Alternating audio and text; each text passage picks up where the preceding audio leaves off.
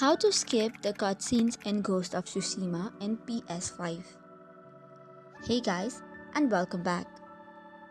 On today's video, I'm going to address a common question: how to skip the cutscenes in Ghost of Tsushima on PlayStation 5.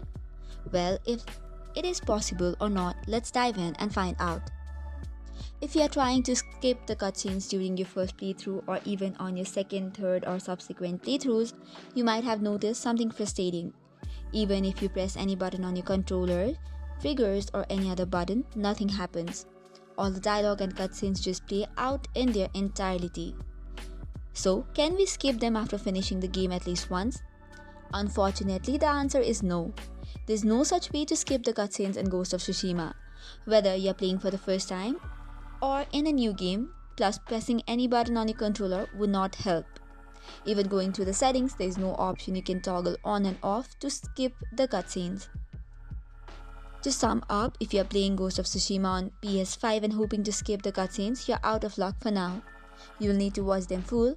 However, in the future updates, this might be added feature. So this is all for today's video. Do not forget to hit the thumbs up for more such contents. Thank you and keep watching.